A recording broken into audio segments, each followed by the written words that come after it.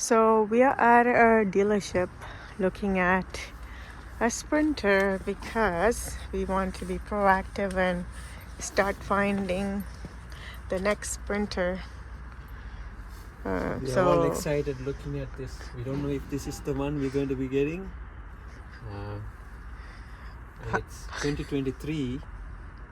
Currently, right now we are 2023 April, and it's rare finding, and its price is like $20,000 less than 2025, and it's brand new.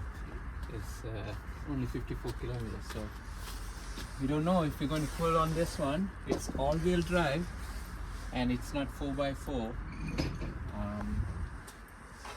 So we're just still debating between the all-wheel drive and 4x4, and also this motor is different. I'm not really debating, guys. I just travel. He is debating.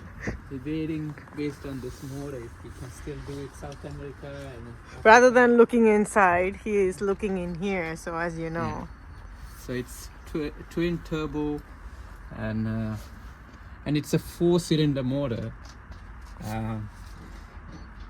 So there's a lot of improvements have been done compared to this. This is OM654, and the 6-cylinder one is OM642.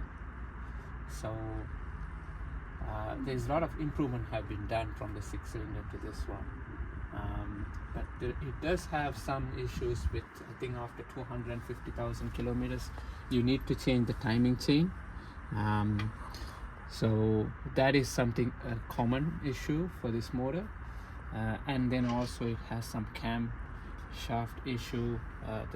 So I think that's been improved with compared to the initial ones. I think this motor was originally from 2016. So it's been a lot of those bugs have been resolved compared to what I've been reading online. So the only problem will be the DPF issues.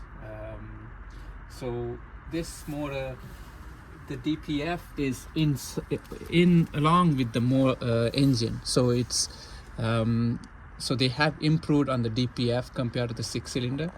So I'm thinking maybe this may be a better option for South America. I know a lot of them may be deleting the DPF, but I'm something that I don't want to do that. I want to stay environmentally friendly, and also I think the diesel is widely available over there, but it's not clean as European and American. Canadian, the North American diesel. So it's not low. I've been reading this. Not everywhere you can find low sulfur diesel there. So, but I think, I don't know. Maybe you guys can tell me. Put it on the comments what you guys think.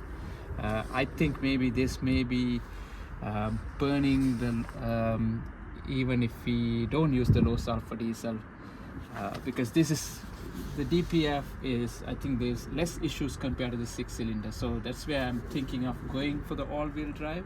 So still I can go a little bit off-road without, and also has more clearance. You can see it has much more clearance compared to not all-wheel or 4-wheel drive, right? So we wanted to have all-wheel or 4-wheel drive to have better clearance,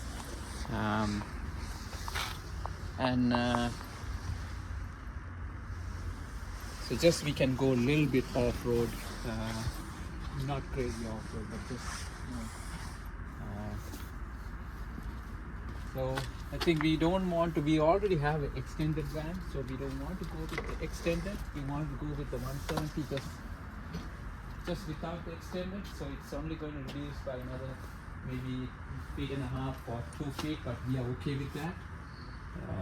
So right now our bed space is too big. We don't really need that big.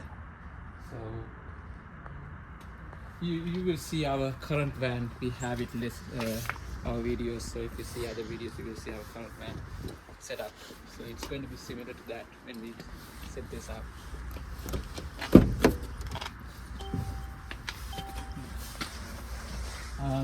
The stereo system, I think we have most of the things that we need. Just the stereo system we might have to upgrade. Other than that, I think we have what we need over here. We are not looking for too fancy. We might have to, maybe aftermarket, we will have to put the seats that's going to swell. I know it doesn't have this Sprinter factory one, because we might have a setup over here that we can work remotely.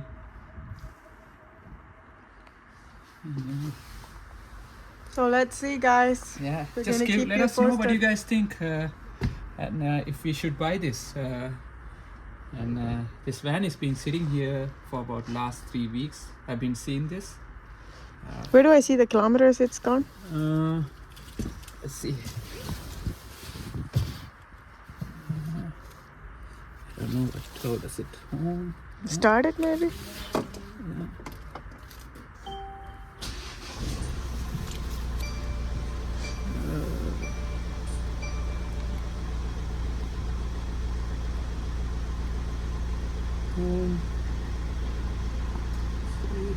Yeah, there. 55 kilometers. Yeah, it's brand new. So we'd love to hear the pros and cons. We are very limited with time now. We've been taking it slow, but I think we should start, because building alone will take a lot of time.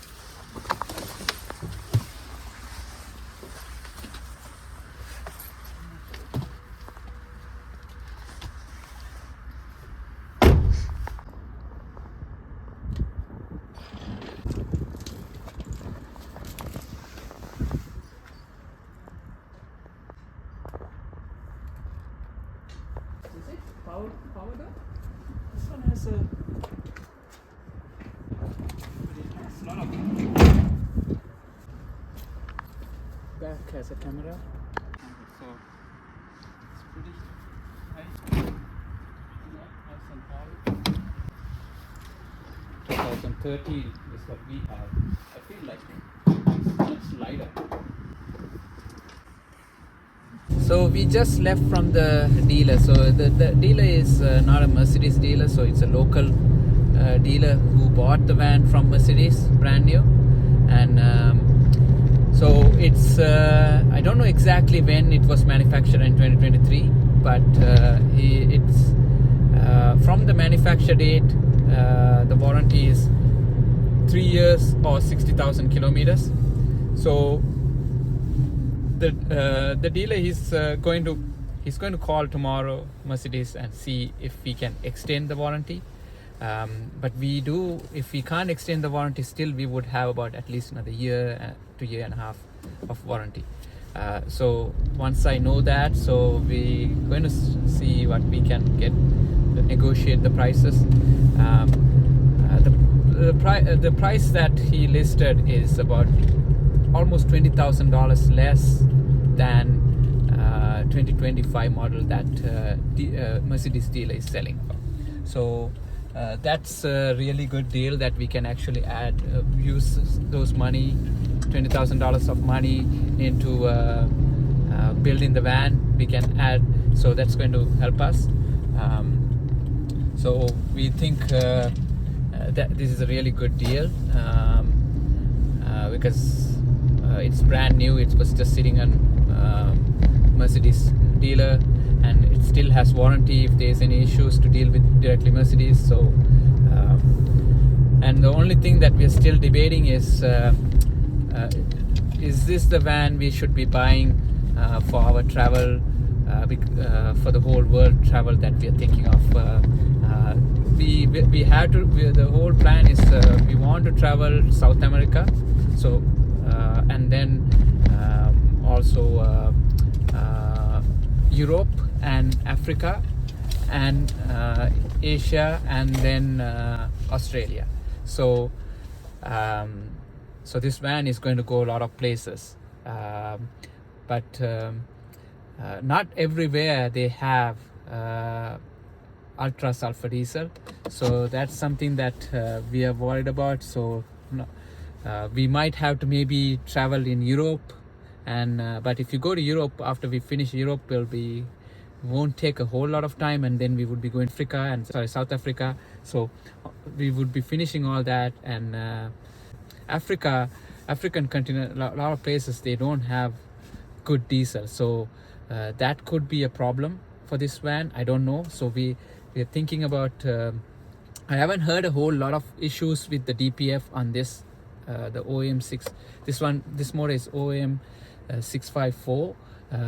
In Europe, they're using this motor in the Mercedes cars. So the problems that I have read is timing belt issues, but not timing belt, timing chain issue after about 200,000 miles. So that's something that when we get close to that, we can get to a good Mercedes shop and get the timing chain replaced at that point. So we are prepared for that. So other than I think also the camshaft issue. So I think the camshaft issues are started in the beginning in a lot of the European cars, and I think the motor is originally it started from 2016. So a lot of issues have been fixed by now with the camshaft issues. So I think the major problem we might be timing chain issue. We might, I don't know if the new ones have been improved or not, but if we have to deal with, that's what we might have to deal with. And low sulfur, if it's not low sulfur, I think maybe this motor might be better than the OM642 motor, which a lot of people have issues.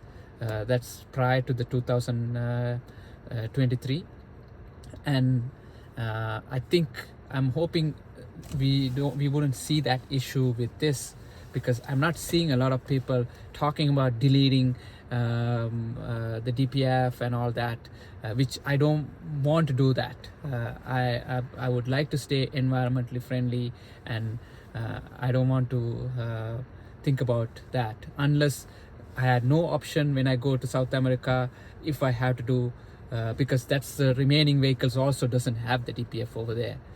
If that's the case, then but in North America, Europe, and any places that widely available low sulfur diesel, I wouldn't want to do that.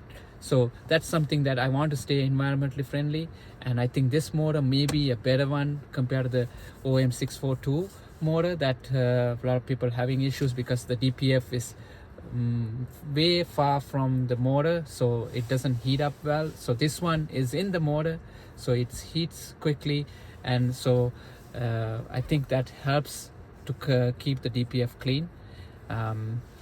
So we are planning to start traveling in 2026, before winter. So we have very limited time, right? So to start building. So the building alone takes over a year. Yeah. Here in Canada. Yeah, especially with the weather. And also I'm not building it full time, so I had to build it weekends and after I finish work. So I'm still working full time. So at some point. So pretty much weekdays are written off. Only the weekends. Even then. Yeah. So there's not a lot of time. So at some point next year, early next year, I will have to probably quit and finish building it. We have to see how it goes. But I like to build it myself. So that way, because I already built one. So if something breaks on the way, so I know how to fix things. So for that reason, I want to build it myself, and also learn about the motor. So one of the things that I liked in this is there's lots of space around the motor. So if you need to access, and I did change the timing chain with my 2013 Sprinter, but this one you can't change it by yourself. it's better. It's you had to take the motor out to the timing jazz, so it's not something that I would be entertaining on the road. But if that there's, we don't have to worry for 150 miles. that's yeah, we don't have to worry about for about 250,000 kilometers. At least to a lot of the issues starts coming after 150,000 to 200,000 miles. So we don't have to worry about that for a while, because this is not going to be used as a cargo van, so it's going to be traveling. So even driving all the way to South America, I think maybe 100,000 kilometers. So when you go to Europe, maybe, or when you around that's where you probably will have to, when we might have to change. So it depends on how much we drive. So I like this motor as far as if the DPF is not going to be an issue. Let me know what you guys think. I haven't seen a whole lot of people using this new motor in like this is anybody who's driving 2023 and after Mercedes in South America, to drive South American trip or to African trip. Well, I don't know how this motor would handle. So we'd love to hear from those driving vehicles from anybody, 2023 onwards, Sprinter, in those countries, because it'll help us figure out if low sulfur diesel. Especially if anybody who's using this OM642, even if there is anybody who is driving, if you're watching this video, because there's many Mercedes cars that's released after 2016 has this motor. So it's OM642. Sorry, not OM642, OM654. If you have this motor in your car, and if you have driven in Africa, use those diesel, and if there's no issues, I would really like to hear from you guys. So that would really help us. That's really decide. The only thing that's kind of holding us back right now. Yeah. So other than that, we like this van, lots of clearance. So we like the all-wheel drive. We wanted to buy all-wheel drive or 4x4. So it can give a little bit of extra clearance. So if you go into a beach or something, so we don't want to get stuck in the sand. So hopefully this can help with a little bit of if you go on the mud or in the sand, or even on the snow. So we would like to hear from you guys. Please comment, write your comments down. We would be looking at your comments.